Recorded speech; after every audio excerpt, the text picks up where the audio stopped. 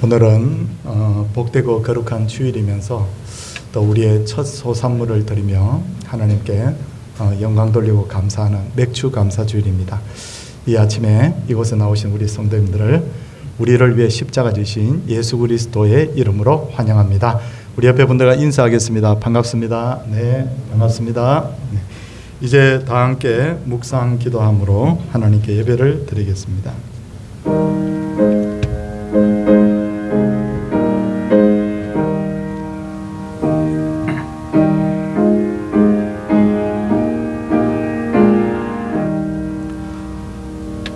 모든 육체에게 먹을 것을 주신 이에게 감사하라.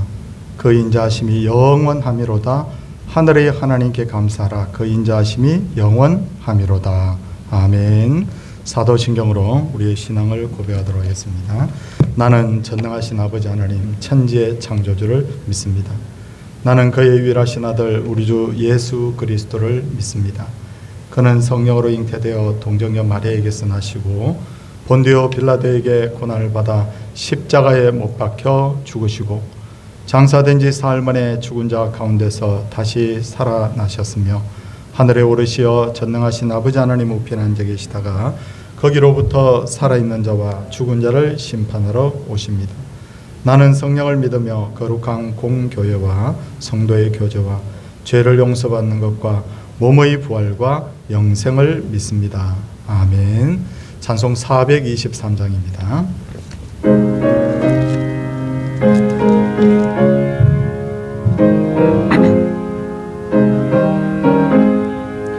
무엇보다도 더 검은 죄로 물든 마음이 흰 눈보다 더 희게 깨끗하게 씻겼네.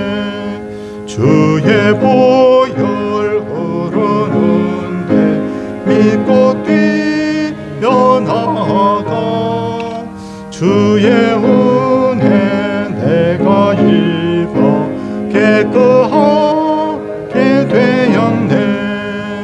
모든 의심 걱정과 두려움이 사라져 슬픈 단식 변하여 기쁜 찬송되었네. 주의 보혈 흐르는데 믿고 뛰어나가 주의 은혜 내가 입어 깨끗하게 되었네. 세상 영화와 절겨하던 모든 것 주를 믿는 내게는 분토만도 못하다. 주의 보혈 흐르는데 믿고 뛰어나가 주의 은혜 내가 입어 깨끗하게 되었네. 나의 모든 보배는 저 천국에 쌓였네. 나의 평생 자랑은 주의 십자가로다. 주의 보혈 흐르는데 믿고 뛰어나가 주의 은혜 내가 입어 깨끗하게 되었네. 정효기 집사님께서 기도 인도하시겠습니다.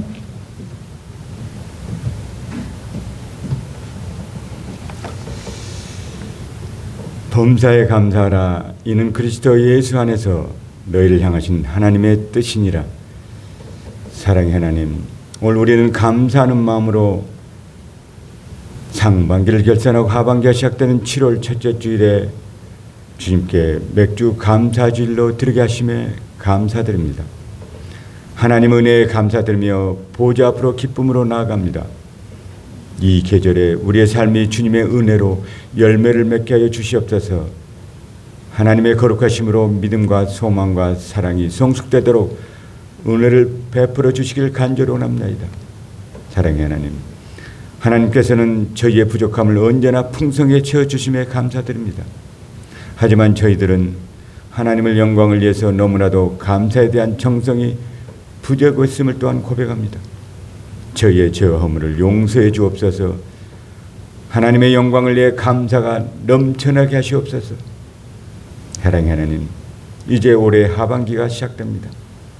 이전 것은 지나갔지만 앞으로 우리 앞에 펼쳐질 삶을 위해 최선을 다해 살아가기 원합니다.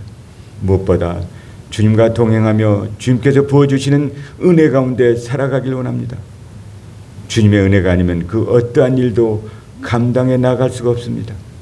그러므로 늘 주님을 찾을 수밖에 없는 연약한 자들이라고 고백하게 해 주시옵소서. 사랑의 하나님, 서울 동산교회를 붙들어 주시기를 간절합니다. 우리 동산교회가 주님을 향한 경배와 찬양이 더 뜨거워지게 하옵소서. 주님을 구하는 울부짖음이 끊어지지 않으며 오직 주님의 말씀 앞에 거듭나게 하옵소서. 오늘 드리는 예배가 성령 충만하게 하옵소서. 또한 주일학교에 기도드립니다. 어려운 상황 가운데서도 지금까지 우리 주일학교를 붙들어 주시고 인도해 주심에 감사드립니다. 특별히 또한 여름을 맞이해서 성경학과 수련회가 준비되어 있습니다. 잘 준비하게 인도하여 주시옵고, 코로나 인해 많은 제약이 있지만 우리 미래를 책임질 학생들이 성경학과 수련을 통해서 성령 충만함과 하나님의 임재를 체험케 하옵소서. 수고하실 우리 교육자들과 선생님들을 한량없는 은혜와 축복을 주시옵소서. 사랑의 하나님, 이 시간 우리 성도님들 기도드립니다. 항상 주님의 말씀을 묵상하고 찬양하며 감사한 마음으로 살게 하시고 주님의 사랑을 입술과 삶을 통하여 온전히 드러낸 성도님들 되게 하옵소서. 이 시간에도 고통 가운데 몸부림치며 질병 가운데 신음하는 우리 성도님들을 치료하여 주시고 상한 심령으로 아파하는 자들을 이로하여 주옵소서. 이 나라의 민족을 붙들어 주시기를 간절합니다. 대통령을 비롯한 이정자들을 붙들어 주옵소서. 나라와 민족을 위하여 바른 정치를 하게 하시고 하나님 앞에 바로 서는 민족이 되게 없어서 정치, 경제, 사회적으로 심히 어렵습니다. 또한 분열되어 있습니다. 서로 사랑하고 화합하고 안정이 될 수 있도록 인도하여 주옵소서. 오늘도 주님의 복된 말씀을 들고 단위에 서신 목사님을 성령의 능력으로 강하게 붙들어 주옵시고 선포되는 말씀으로 우리의 심령을 불태우게 하옵소서. 우리의 주님의 말씀을 통해서 성령의 은혜가 넘치게 하여 주옵소서. 또한 호산나의 찬양대 찬양을 받아 주시옵고 모든 걸 주님께 의지하고 예수님의 이름으로 기도드립니다. 아멘.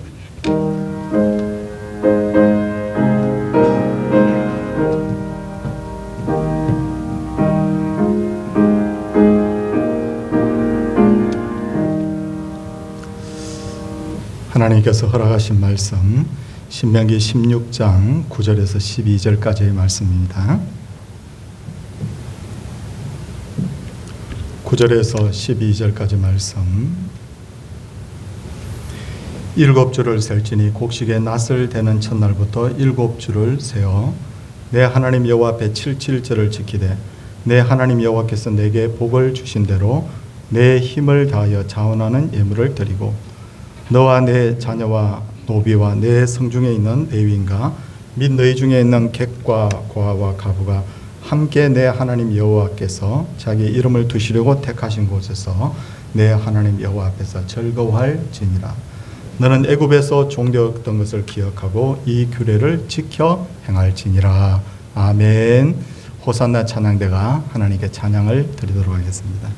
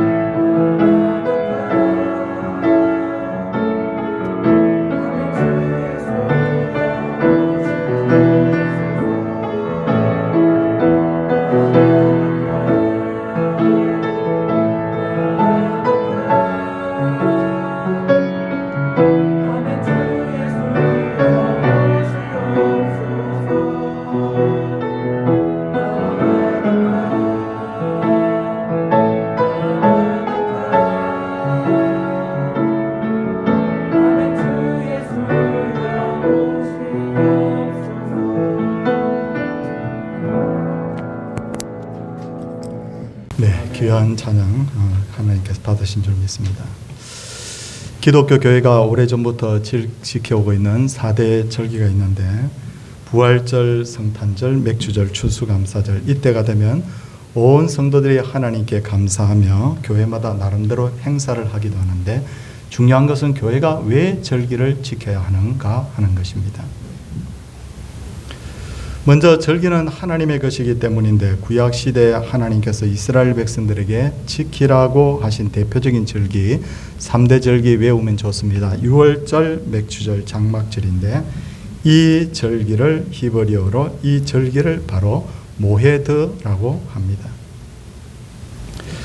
모헤드라는 뜻은 하나님이 정해놓으신 시간이라는 뜻을 가지고 있는데 그래서 레위기 23장 2절을 보면 이스라엘 자손에게 말하여 이르라 이것이 나의 절기들이니 너희가 성회로 공포할 여호와의 절기들이니라 그렇게 말하고 있습니다.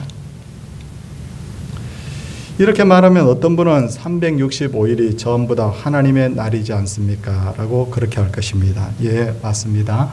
365일이 전부 다 하나님의 날이죠. 그러나 생각해 보면 하나님께서는 1년 365일을 다 만드신 분이지만 특별히 안식일을 복되고 거룩하게 하여 지키라고 하신 것처럼 바로 하나님께서 모든 날의 주인이지만 절기를 만들어서 여호와의 날로 지키라고 하신 것이죠. 그러므로 우리들은 절기를 특별한 날로 이렇게 지키는 것이 마땅한데 그렇다면 하나님께서 왜 절기들을 기억하고 지키라고 하셨을까요? 그 이유는 하나님의 은혜를 기억하고 잊지 않도록 하기 위해서입니다. 우리나라를 비롯해서 세계 여러 나라에서 기념일을 정해놓고 있는데 우리나라에는 이런 기념일이 있습니다. 어버이날, 서성의 날, 현충일, 광복절 등. 이런 날을 정해놓고 지키라고 하는 이유는 뭐냐면 바로 인간이 망각의 존재이기 때문이죠. 우리가 마땅히 매일매일 부모님께 감사하고 서성에 대해서 감사하며 살아야 되는데 너무 분주하고 바쁘게 살다 보니까 이런 마음이 있음에도 불구하고 잊어먹고 살 때가 많지 않습니까? 그래서 특별한 날을 정해서 이날 하루라도 어버이와 서성의 은혜에 감사하라는 그런 뜻에서 어버이날을 제정하고 바로 서성의 날을 그렇게 만들게 된 것이죠. 이스라엘의 3대 절기는 모두 하나님이 행하신 특별한 일과 관련되어 있는 날들이에요. 먼저 유월절을 잠시 소개를 하자면 유월절은 하나님께서 당신의 백성들을 애굽에서 구해내신 것을 기념하는 절기이지 않습니까? 이 날은 모든 절기의 기본이고 가장 중요한 절기가 바로 유월절이에요. 그렇다면 우리 성도님들 지금 우리 유월절 지킵니까? 유월절 양 잡고 그렇게 해서 유월절 지키느냐? 지키지 않죠. 그런데 사실은 유월절을 지금도 매년마다 지키고 있어요. 신약 시대의 유월절이 뭐냐면 바로 고난주간과 부활절이에요. 유월절에 이스라엘 백성들이 어린 양의 피를 문의 임방과 설주에 바름으로써 구원을 받은 것처럼 이제 신약시대의 성도들은 예수님이 십자가에 흘리신 보혈을 믿음으로 이제 구원받았죠. 그래서 예수님께서는 유월절 절기에 십자가에 달려 돌아가셨고 세상 죄를 지고 가는 하나님의 어린 양, 바로 그 유월절 양이라고 불리신 이유가 뭐냐면 바로 예수님이 달려 돌아가신 바로 그 절기가 바로 유월절이었기 때문이에요. 그리고 성경에 등장하는 이스라엘 민족에게서도 반드시 지켜야 될 감사의 날이 있었는데 그것이 바로 맥추절과 추수감사절입니다. 그렇다면 맥추절은 어떤 의미가 있는가? 오늘은 맥추절의 어떤 세 가지 의미에 대해서 한번 생각해 보기를 원하는데 첫째, 맥추절은 하나님으로부터 율법을 받은 날이다. 하나님으로부터 율법 받은 날이에요. 애굽에서 탈출한 이스라엘 백성들은 홍해와 광야를 건너서 시내산에 도착을 하는데 이때가 시간을 계산을 해보면 바로 유월절이 지난 50일째 되는 날 바로 맥추절이었어요. 하나님께서는 모세를 시내산에 올라오게 하신 후에 그를 통해서 이스라엘 백성들에게 주신 십계명과 율법을 그 손에 들려주셨습니다. 율법은 무엇은 하고 무엇은 하지 말라는 내용을 담고 있기 때문에 나 율법이 너무 좋아, 하나님이 이거 하고 하지 말라는 게 난 너무 좋아요 하는 분, 그런 사람이 과연 있을까요? 아마 없을 거예요. 상당히 귀찮게 여기는 것이 바로 율법이에요. 그런데도 불구하고 왜 우리는 이 날을 감사의 날로 지켜야 되는 걸까? 얼마 전에 저는 방송을 통해서 6.25 전쟁에서 북한의 포로가 되어서 40년 이상을 북한에서 살다가 탈출한 조창호 중위에 대한 이야기를 다시 한번 듣게 됐습니다. 상세하게. 그는 40년 동안 북한에서 살았지만 반드시 남한으로 갈 기회를 기다리고 있었어요. 그리고 드디어 남한으로 탈출하게 됩니다. 그는 이미 나이가 60 중반을 넘었습니다. 70에 가까워진 나이였어요. 탄광에서 오랫동안 일을 했기 때문에 규폐증을 앓고 있어서 몸이 만신창이가 되었어요. 오늘 죽을지 내일 죽을지 모르는 그런 사람이었는데도 불구하고 그는 진짜 다 낡아진 그 배를 타고 여러 시간 수차례에 걸쳐서 시도한 끝에 마침내 자유 대한민국의 품에 안기게 되었습니다. 그리고 그는 많은 이들이 지켜보는 가운데서 육군 참모총장 앞에서 귀환 보고를 합니다. 다 연세가 많은 분이. 그리고 그를 국민으로 인정하는 주민등록증을 발급해 줍니다. 그리고 그는 앞으로 대한민국의 국민으로 법을 지키며 살 것을 다짐했어요. 우리가 이 나라에 태어나서 법을 지키며 산다는 것 굉장히 어떤 의미에서 보면 번거롭고 귀찮은 일일 수 있습니다. 그런데 이 조창호 중위는 주민등록증을 받고 감격하면서 울었습니다. 대한민국의 국민으로 대한민국의 법을 지키며 산다는 것, 그 자체의 의미는 뭐냐면 귀찮은 것이 아니라 그 얘기는 바로 오늘 이 시간부터 대한민국 국민 되었다는 뜻이었기 때문이에요. 그렇습니다. 하나님께서 이스라엘 백성들에게 율법을 주신 것은 그들이 하나님의 백성이 되었다는 의미입니다. 그렇지 않습니까? 그런 차원에서 우리 같은 사람들이 하나님의 백성이 되다니 하면서 이 날을 감격하며 감사하며 그들은 받아들였던 거죠. 더군다나 이스라엘 백성들은 큰 민족이 아니었어요. 너희들을 택한 것이 너희가 숫자가 많아서 택한 것이 아니었다고 성경에 기록되어 있어요. 잘난 것이 많은 그런 민족이 아니었단 말입니다. 그런데도 하나님께서 그들을 당신의 백성으로 불러내셨을 때 그들은 애굽의 종노를 하고 있었습니다. 그런데도 이들을 불러서 율법을 주시면서 이제부터 너희들은 내 백성이다 그렇게 하셨으니 어떻게 이 백성들의 입장에서 감격하며 감사하지 않을 수 있는가요? 그게 바로 하나님의 전적인 은혜 속에서 이루어진 것이죠.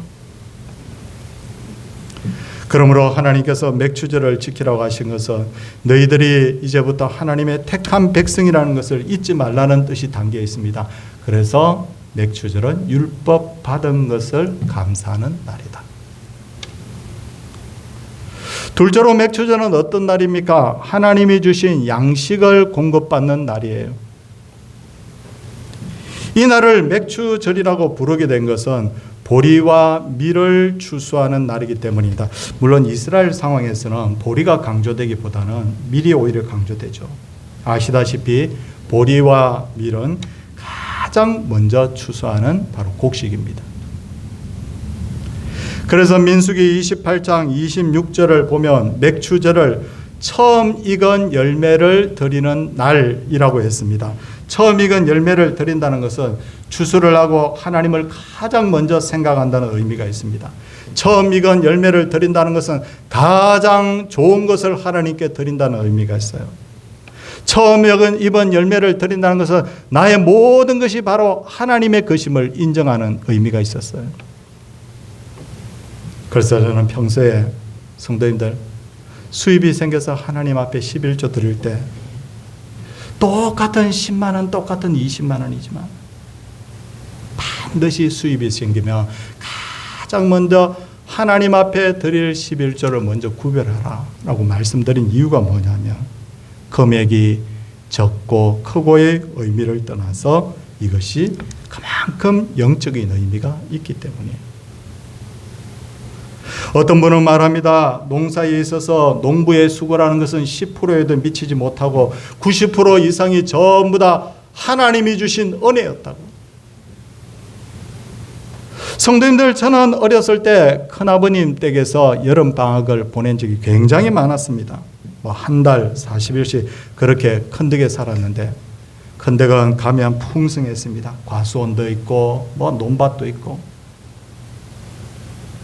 그런데 그때 제 어린 그 눈에 보였던 것이 뭐냐면 여름에 가뭄이에요. 가뭄이 오면 밤새도록 이 우물에서 양수기를 가지고 물을 퍼서 논에다가 밭에다가 그렇게 대는데 논밭에 그렇게 쩍쩍 갈라진 논밭에다가 양수기를 가지고 물을 대면요. 그렇게 많이 양수기로 퍼올렸는데도 불구하고 하루 이틀이 지나면 논밭이 다시 말라버립니다. 근데 너무너무 신기했던 것이 뭐냐면 그렇게 힘들게 그 가뭄을 이겨내는 농부 앞에 비가 하루만 딱 오면요. 농부가 한 달 동안 물을 퍼낸 것보다 더 가뭄의 해결에 도움이 됐어요. 그만큼 하나님의 도우심이라는 것이 절대적이더라고요. 바울은 고린도 교회의 성도들에게 뭐라고 말합니까? 나는 심었고 아볼로는 물을 주었으되 오직 하나님께서 자라게 하셨나니 그런즉 심는 이나 물 주는 이는 아무것도 아니로되 오직 자라게 하시는 이는 하나님뿐이니라. 이게 뭐냐면 농사의 광경을 딱 보니까 심는 거 물 주는 거 아무것도 아니고 하나님께서 다 돌보시고 자라게 하시더라고요.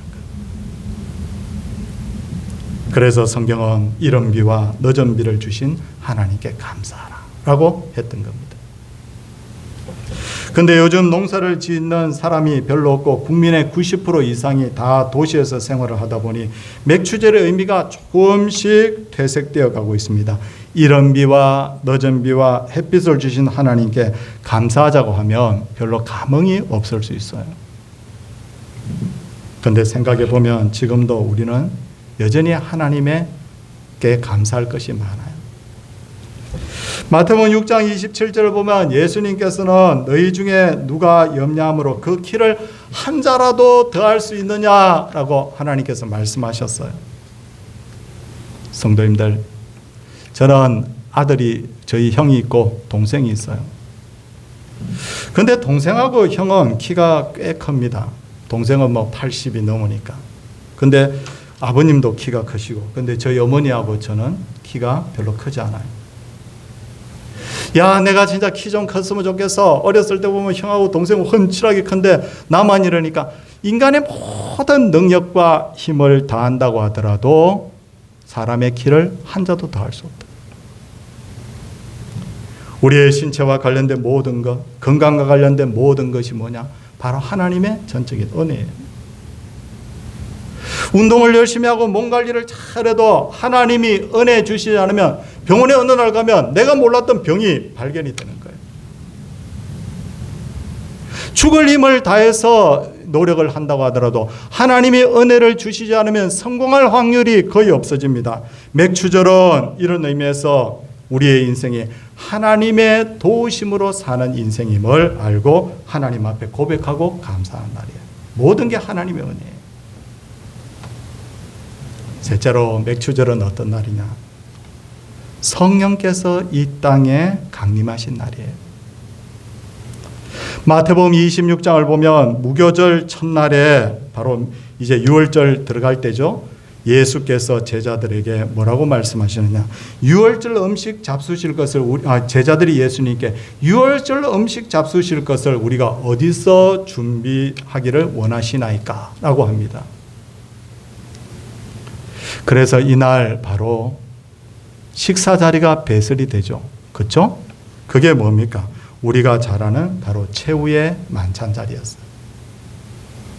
예수님께서 그날 제자들의 발도 씻기시고 또 그곳 식탁에서 자기를 팔자가 누구인지도 다 알려주시고 이렇게 최후의 만찬이 벌어졌는데, 근데 이 최후의 만찬이 뭐냐면 바로 유월절 식사 자리였다는 거예요. 이렇게 예수님은 유월절 식사를 마치고 감람산으로 가셔서 기도하시다가 대제사장이 보낸 군병들에 의해서 체포가 되셔서 다음날 십자가에 달려 돌아가셨어요. 그리고 사흘 후에 다시 부활하시고 이 땅에 40일을 계시면서 하나님 나라에 대해서 제자들에게 말씀하셨다고. 40일을 부활하시고 나서 이 땅에 계셨잖아요. 이제 40일이 지나자 예수님께서는 제자들에게 예루살렘을 떠나지 말고 내게서 들은 바 아버지께서 약속하신 것을 기다리라고 하시고 제자들 보는 앞에서 하늘로 올라가셨습니다. 그리고 열흘 후에 제자들 앞에 성령이 임하셨어요. 이 날이 바로 유월절이 지난 50일째 되는 날, 무슨 날입니까? 맥추절. 유월절 절기에 예수님이 십자가에 달려 돌아가시고 부활하셨잖아요. 그리고 40일 땅 계셨잖아요. 예루살렘에서 그 제자들이 열흘 동안 열심히 하나님 앞에 기도해서 유월절 지난 50일째 바로 맥추절을 맞게 됩니다. 이 날이 유월절 지난 50일째 되는 날이라고 해서 뭐라고 부르냐면 오순절이라고 부릅니다.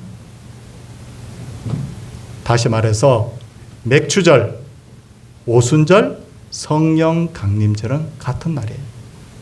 기억하십시오. 근데 한국에서는 보리의 추수가 6월 중순쯤 마치니까 이 보리 추수가 다 끝났을 때를 뭐냐면 지금 맥추절로 지키고 있잖아요. 그러니까 한국적 어떤 풍토에서 성령 강림주의라고 맥추절하고 분리가 되어서 지금 지키고 있는 거예요. 이게 한국의 독특한 상황을 반영한 거죠.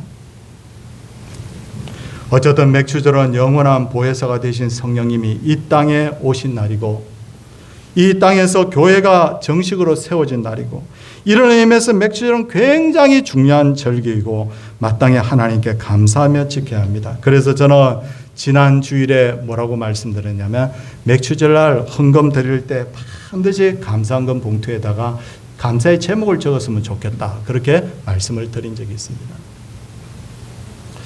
그런데 성도님들, 이렇게 우리가 세 가지 이유로 감사를 해야 되는데 왜 우리는 자꾸만 감사하지 못하는 걸까요?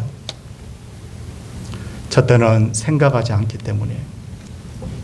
생각해보면 모든 것이 감사거리인데 생각을 하지 않고 적극적으로 반응을 하기 때문에 우리가 감사를 잊고 살 때가 많다는 거죠. 세상에는 감사할 것이 얼마나 많은지 모릅니다. 감사의 눈으로 세상을 보기 시작하면 온 세상의 모든 것이 감사거리라는 것을 알게 됩니다. 저는 요즘 한 번씩 이런 생각을 해봅니다. 우리나라가 우크라이나처럼 전쟁 중이라면 어떻게 될까? 생각하기도 싫어요. 목숨을 부지하기 위해서 맨날 도망 다녀야 되고 밤에 잠을 편하게 잘 수도 없고 마트에 장을 보러 갈 수도 없고 학교나 직장에 갈 수도 없고 매일매일 하는 일상 아무것도 못해요. 제대로. 전쟁이 길어지면 목숨 잃는 사람도 있지만 스트레스를 받는 사람이 엄청 많거든요. 정신병에 걸리는 사람이 엄청 많아요. 그래서 1, 2차 세계대전 후에 자살하는 사람들이 그렇게 많았어요. 그러므로 안전하게 자고 안전하게 아무 일 없이 눈 뜨는 것 자체가 하나님의 은혜다. 그런 차원에서 생각해 보면 감사하지 못할 것이 하나도 없다. 저는 그렇게 말씀을 드리는 것입니다. 둘째는 내 눈에서 비늘이 벗겨지지 않았기 때문에 감사하지 못하는 거예요. 사람들은 전부 다 자기 나름대로의 눈을 가지고 세상을 봅니다. 세상을 빨간 안경을 쓰고 보면 빨갛게 보이고 파란 안경을 끼고 세상을 보면 모든 것이 파랗게 보이죠. 그런데 사람들은 대부분 자기의 판단이 정확하다고 생각해요. 그러다 보니 내가 불평하고 원망하는 것도 다 이유가 있다고 생각해요. 그런데 살아보니 인생을 돌아보니 후회를 할 게 너무 많더라고요. 그 후회한다는 이유가 뭐냐면 시간이 지나고 보면 그때 그 시점에 나의 판단이 정확하지 않았다는 것을 깨닫게 되는 거예요. 은혜를 받지 못하면 모든 세상거리들이 다 불평거리고 은혜를 받으면 세상의 모든 것들이 다 감사거리가 되는 거예요. 그래서 저는 감사가 곧 그 사람의 신앙의 수준이라고 지금 말씀을 드리는 것입니다. 그리고 감사는 표현할수록 더 풍성해지고 내가 너무 행복해집니다. 탈무드를 보면 이런 말이 나옵니다. 세상에서 가장 사랑받는 사람은 다른 사람을 칭찬하는 사람이고 세상에서 가장 행복한 사람은 감사하는 사람이다. 고래등같이 좋은 집에서 만난 것을 먹고 금고에 돈이 가득 들어있어도 짜증내고 자신이 불평하게 되면 절대 거기에서는 행복이 있을 수가 없어요. 요즘 제 옆에 제 주위에서 은퇴하시는 목사님들이 갑자기 굉장히 많아지셨어요. 근데 그분 중에 한 분이 이런 말을 하더군요. 은퇴를 하고 보니 처음엔 짐을 정말 내려놓는 것이 너무 홀가분하고 좋았다고. 그런데 시간이 조금 지나다 보니까 그 짐을 지고 있는 게 얼마나 행복한 시간이었는지 알게 되었다고. 성도님들, 저는 이런 식으로 한번 생각해 봤어요. 우리 성도님들 중에 팔다리 아픈 분 많이 계시죠? 연세가 드시면 팔다리 아픈 분이 많잖아요. 근데 생각을 조금만 바꿔봤어요. 팔다리가 있다는 것은, 팔다리가 아프다는 것은 팔다리가 있다는 것이다. 팔다리가 없으면 팔다리가 아플 이유도 없을 텐데 팔다리가 있으니까 감사하는 거예요. 제가 자녀들 때문에 어떤 데 막 속이 상해서 어떤 데 하나님 앞에 막 기도할 때가 있습니다. 하나님, 저 좀 불쌍히 여겨주세요. 그런데 하나님이 제 마음에 무슨 감동을 주시는지 아세요?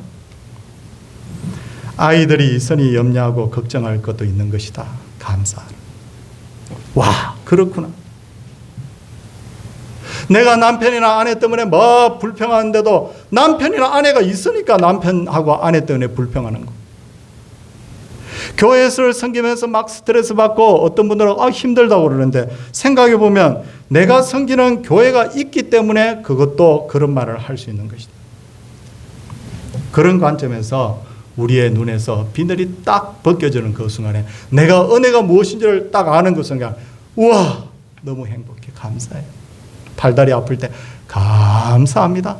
자식 때문에 힘들 때도 감사합니다. 사람 때문에 스트레스 받을 때도 감사합니다.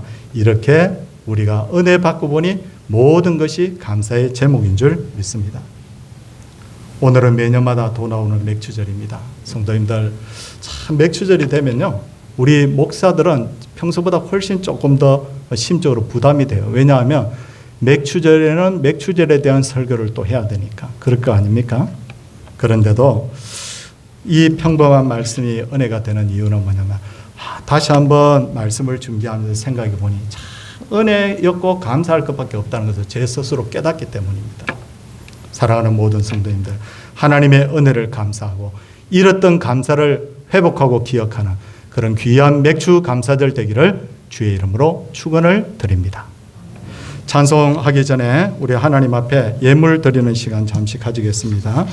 우리 교회는 절기 예물은 예배 시간 중간에 드리는 어떤 그런 전통이 있습니다. 그래서 잠깐 우리 헌금에 수정될 분 두 분만 앞으로 잠깐 모시도록 그렇게 하겠습니다. 예, 유권사님하고 우리 김방훈 집사님 잠깐 수정 들어주십시오. 예, 한번 기도하겠습니다. 내게 복을 주신 대로 내 힘을 헤아려 자원하는 예물을 드리고 내 하나님 여호와 앞에 즐거워할지니라. 이 말씀대로 하나님 앞에 자원하여 예물 드리며 기뻐합니다. 하나님의 우리에게 깨닫는 은혜, 감사하는 은혜 다하여 주옵소서. 예수님 이름으로 기도드리옵나이다. 아멘. 이제 찬송 589장입니다.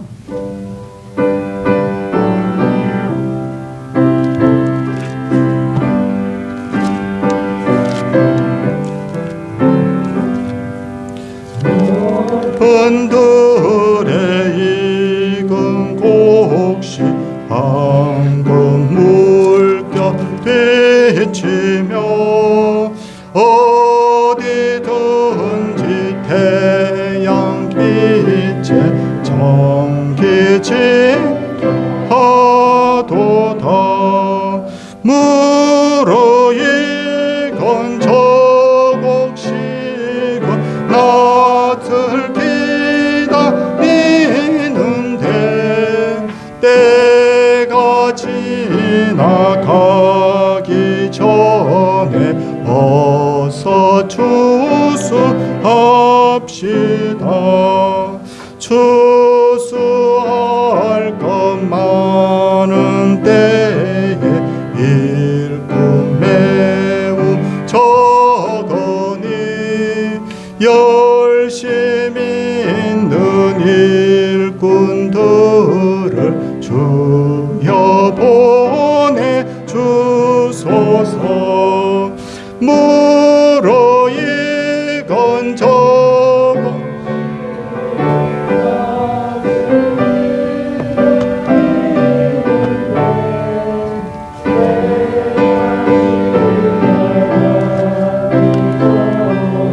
어서 추수합시다.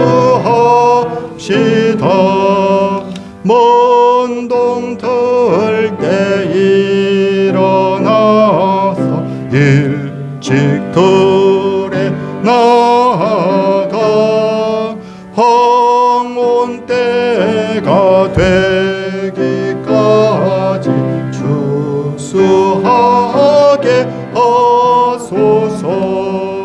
무르익은 저 곡식은 낯을 기다리는데 때가 지나가기 전에 어서 추수합시다. 터도더린 모든 알고 정국 참고 드린 후 주가 베풀 잔치 자리 우리 참여하겠네. 무르익은 저 곡식은 낯을 기다리는데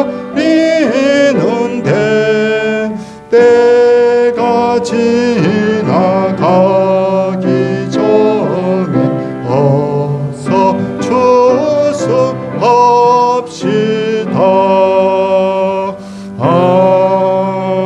아멘. 동생의 장례를 잘 마치게 됨을 감사합니다. 그리고 또 하나님 앞에 범사에 감사해서 또 안전하고 은혜로운 가운데 수련회를 마치게 하심을 감사합니다 하고 하나님 앞에 귀한 예물들 드렸습니다. 우리 손을 모으고 하나님께 기도하도록 하겠습니다. 하나님 감사합니다.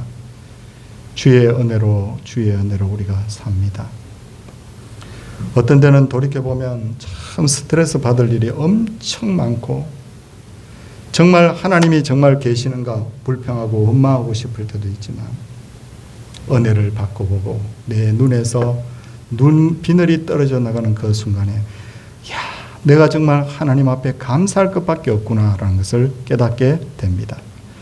하나님 1년 365일이 감사의 날 되게 하시되 오늘 특별히 맥주 감사절을 맞아서 내 마음의 찌꺼기들이 다 사라지고 오직 감사함으로 하나님 앞에 예배드리며 오직 감사함으로 성도들과 함께 어울려 기뻐하는 그런 귀한 맥주 감사절 되게 하여 주시옵소서.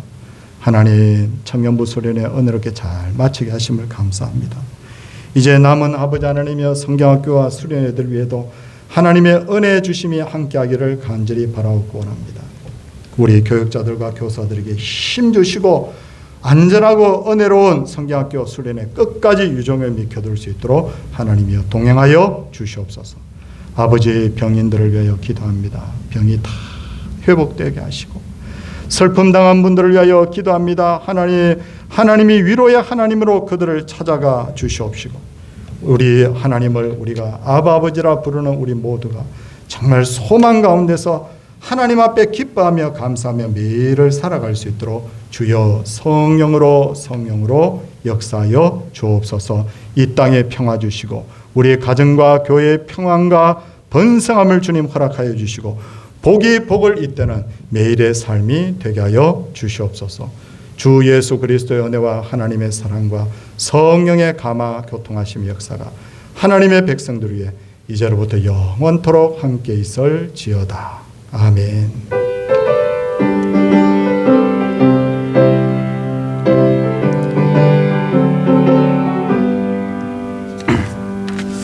예, 우리 성도님들께 오늘 광고가 굉장히 많습니다.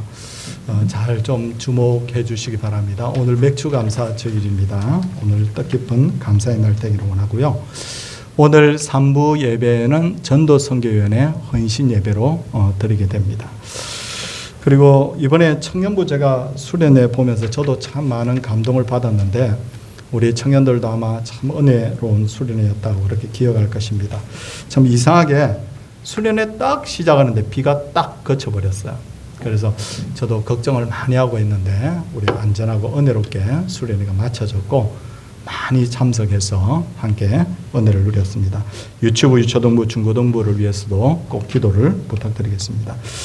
2부 예배 후에 정기재직회가 있고요. 오늘은 우리 고 이상현 집사님, 고 소성 권사님의 우리 따님 되는 분이 우리 동산교회 지난번에 어머님 돌아가셨을 때 또 장례를 은혜롭게 잘 그렇게 치러 주셨다고 우리 성도님들께 오늘 식사 대접을 하도록 그렇게 돈을 보내오셨어요. 그래서 식사를 오늘 풍성하게 준비를 했습니다. 그리고 우리 사무원으로 일하던 박선정 간사는 다른 또 일을 찾아서 이렇게 옮기게 됐습니다. 제가 대신해서 인사를 드립니다. 그리고 제가 우리 지난 금요일 날 우리 조기분 권사님 어머님 돌아가셔서 또 저 경북 경산까지 또 갔다 왔잖아요. 그리고 어제는 저도 우리 조양임 집사님 때문에 계속 어떻게 될까 제가 수시로 연락을 주고받는데 어제 11시 20분에 연락이 왔습니다. 소천하셨다고. 그래서 아마 11시경쯤 돌아가신 걸로 그렇게 기억이 됩니다. 그래서 오늘은 우리 오후 예배 후에 상계 백병원입니다. 지금 제가 가까운 병원으로 좀 운구를 해서 장례를 좀 했으면 좋겠다 해서 상계 백병원으로 옮기게 됐어요. 그래서 오후에 문상을 가고 저희 교회에서 이제 장례 3일 장례를 다 집례를 하게 되는데 아마 어제 11시에 돌아가셨으면 하루는 벌써 지나간 것 같고 또 이제 오늘 그리고 내일 그렇게 장례 일정이 계속 이어지게 될 줄로 압니다. 저는 조금 7, 8월 달에 일정들이 너무 많아서 좀 제가 이번 주간에 장례는 제가 월요일 날 다 치르고 제가 바로 이번 주간에 휴가 날짜로 그렇게 좀 제가 서고자 합니다. 그리고 오늘 너무너무 제가 아침에 반가운 분을 아침에 보게 됐어요. 우리 교회 이성학, 우리 윤소영, 우리 부부 이쪽 서울로 이사 오셔서 우리 교회 등록하고 코로나 때문에 또 아이 출산 때문에 교회를 그동안 한 6개월 이상을 못 나왔어요. 근데 오늘 이렇게 저하고 목사님 7월 달 되면 나갈게요 그랬는데 오늘 약속 지켜주셨어요. 앞으로 한번 모시겠습니다. 아이 안고 오세요. 네. 우리 교회는 아이가 첫 이렇게 출석을 하게 되면 함께 이렇게 기도하는 그런 순서를 가지고 있습니다. 예.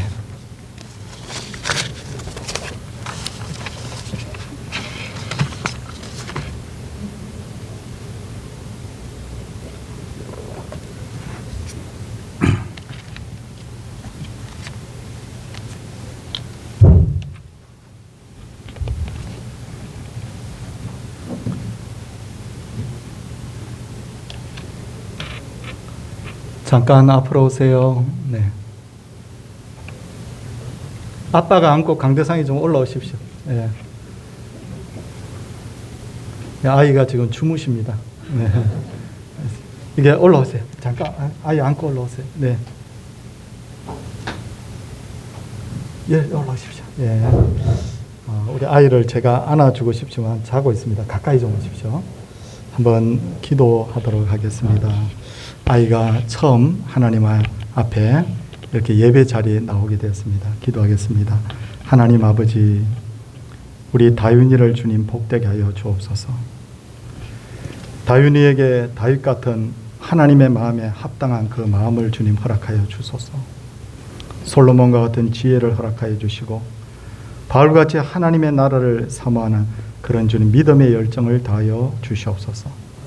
우리 이승학, 윤소영 귀한 성도님들, 아버지 하나님, 이 부부가 정말 하나님 앞에서 날마다 복을 누리는 부부가 되게 하여 주시옵시고 요셉을 통하여서 그 가문이 다 복을 받았듯이 다윤이가 정말 복덩이가 될 수 있도록 하나님께서 이 아이에게 복의 복을 다하여 주옵소서. 아버지 하나님, 이스라엘 민족이 아이가 태어나면 8일 만에 하나님 앞에 할례를 행하며 하나님께 영광을 돌렸듯이 이 아이 처음 이렇게 예배 자리에 나온 이 아이를 위하여 축복하는 이 축복 기도가 다 이루어지게 하여 주옵소서. 건강하게 성장하게 하여 주시고 이 아이가 하나님의 꿈을 안고 살아가게 하여 주시고 하나님이 그 순간순간마다 함께 동행하는 은혜가 있게 하옵소서. 축복하오며 예수님 이름으로 기도드리옵나이다. 아멘. 우리 아이를 축복하는 마음으로 한번 박수 한번 보내도록 하겠습니다. 예, 고맙습니다. 예, 제가 손을 얹고 기도하는데도 기도하세요. 저는 가만히 자겠습니다. 이렇게 그렇게 하는데 너무 귀합니다. 예, 우리 옆에 분들 오늘 날씨도 꽤 더워요. 습도도 꽤 높고요. 근데 그래도 웃으면서 우리 함께 교제하겠습니다. 인사하겠습니다. 할렐루야.